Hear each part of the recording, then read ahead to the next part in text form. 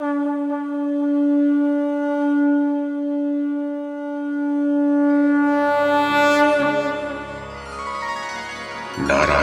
नमस्कृत्य नरं चैव नरोत्तमं देवीं सरस्वतीं व्यासं ततो जयमुदीरयेत्। ओम नमो भगवते वासुदेवाय, ओम नमः पितामहाय, ओम नमः प्रजापतिभ्यः, ओम नमः कृष्णद्वैपायनाय, ओम नमः सर्वविघ्नविनायकेभ्यः।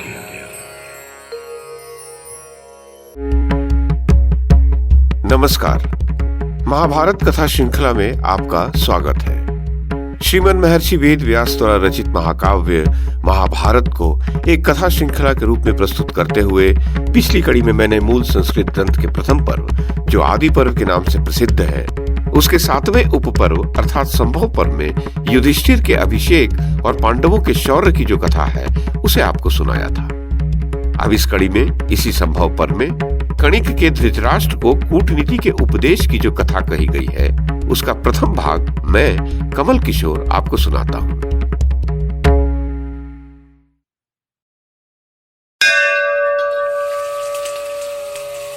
वैशंपायन जी कहते हैं, जन्मेजय, तब पांडवों के अत्यंत विख्यात बल पराक्रम की बात जानकर उनके प्रति राजा धृतराष्ट्र का भाव सहसा दूषित हो गया। अत्यंत चिंता में निमग्न हो जाने के कारण उन्हें रात में नींद आनी बंद हो गई। महाराज धृतराष्ट्र व्याकुल हो बड़ी चिंता में रहने लगे। तब उन्होंने राजनीति और अर्थशास्त्र के पंडित तथा उत्तम मंत्र के ज्ञाता मंत्री प्रवर कणिक को बुलाकर कहा, द्विश्रेष्ठ, पांडवों की दिनों दिन उन्नति और सर्वत्र ख्याति हो रही है। इस कारण मैं उनसे डाह रखने लगा हूं। कणिक, तुम भली भांति निश्चय करके बताओ, मुझे उनके साथ संधि करनी चाहिए या विग्रह? मैं तुम्हारी बात मानूंगा।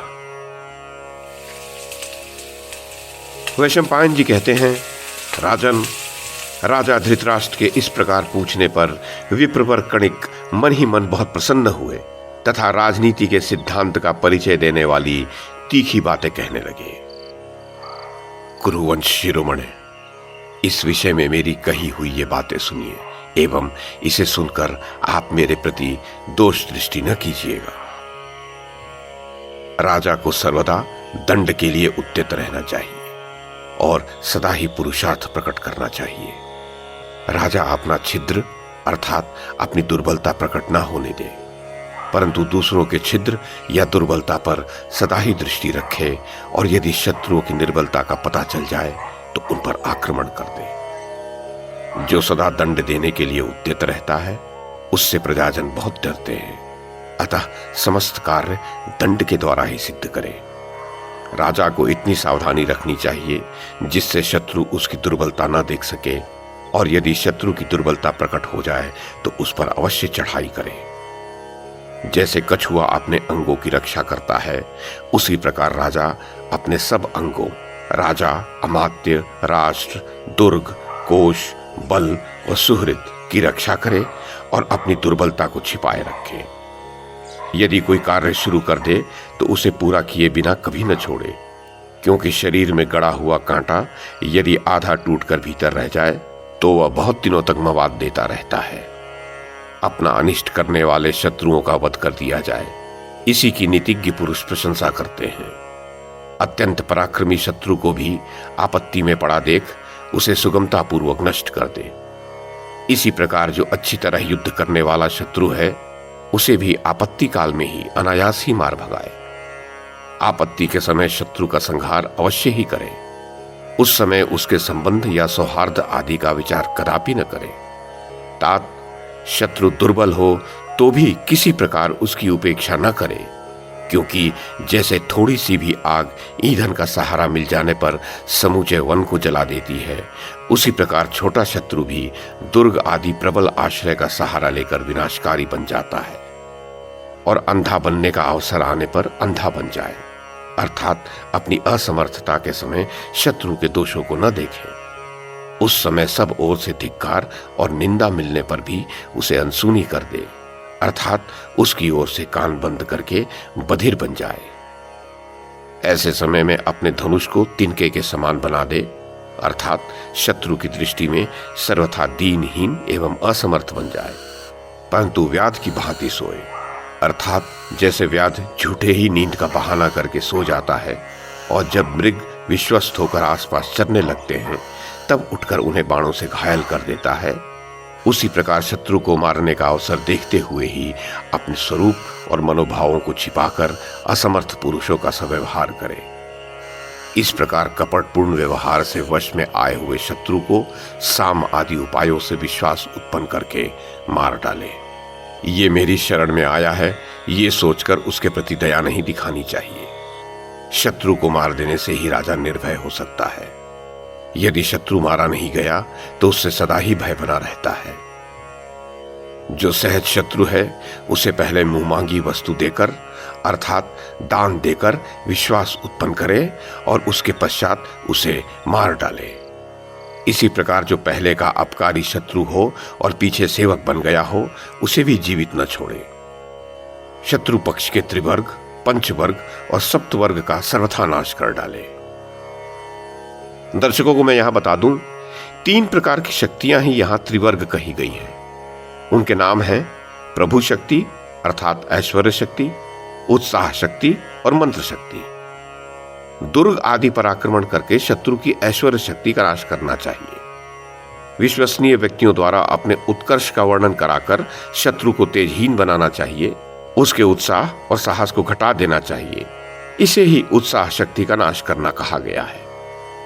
गुप्तचरों द्वारा उनकी गुप्त मंत्रणा को प्रकट कर देना ही मंत्र शक्ति का नाश करना है।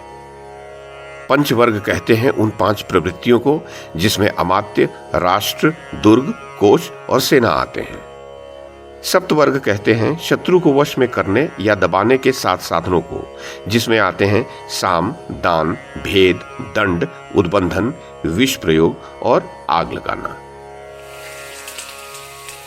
तो कणिक ने आगे कहा, पहले तो सदा शत्रु पक्ष के मूल का ही उच्छेद कर डाले, तत्पश्चात उसके सहायकों और शत्रु पक्ष से संबंध रखने वाले सभी लोगों का संहार कर दे। यदि मूल आधार नष्ट हो जाए तो उसके आश्रय से जीवन धारण करने वाले सभी शत्रु स्वतः नष्ट हो जाते हैं। यदि वृक्ष की जड़ ही काट दी जाए तो उसकी शाखाएं कैसे रह सकती हैं? राजा सदा शत्रु की गतिविधि को जानने के लिए एकाग्र रहे, अपने राज्य के सभी अंगों को गुप्त रखे। राजन, सदा अपने शत्रुओं की दुर्बलता पर दृष्टि रखें और उनसे सदा सतर्क रहें। अग्निहोत्र और यज्ञ करके, गेरुए वस्त्र, जटा और मृगचर्म धारण करके पहले लोगों में विश्वास उत्पन्न करें। तत्पश्चात अवसर देखकर भेड़िए की भांति शत्रुओं पर टूट पड़े और उन्हें नष्ट कर दे। कार्य सिद्धि के लिए शौच, सदाचार आदि का पालन एक प्रकार का अंकुश अर्थात लोगों को आकृष्ट करने का साधन बताया गया है। जैसे फलों से लदी हुई वृक्ष की शाखा को अपनी ओर कुछ झुकाकर ही मनुष्य उसके पके फल को तोड़ते हैं। लोक में विद्वान पुरुषों का यह सारा आयोजन ही अभीष्ट फल की सिद्धि के लिए होता है। जब तक समय परिवर्तित होकर अपने अनुकूल न हो जाए तब तक शत्रु को कंधे पर बिठाकर ढोना पड़े तो ढोए भी, परंतु जब अपने अनुकूल समय आ जाए तब उसे उसी प्रकार नष्ट कर दे जैसे घड़े को पत्थर पर पटक कर फोड़ डालते हैं। शत्रु बहुत दीनतापूर्ण वचन बोले तो भी उसे जीवित नहीं छोड़ना चाहिए, उस पर दया नहीं करनी चाहिए। अपकारी शत्रु को मार ही डालना चाहिए। साम अथवा दान तथा भेद एवं दंड सभी उपायों द्वारा शत्रु को मार डाले, उसे मिटा दे।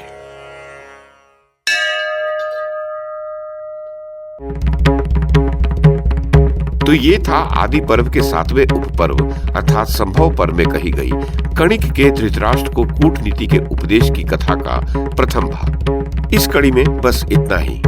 अगली कड़ी में इससे आगे की कथा सुनाऊंगा।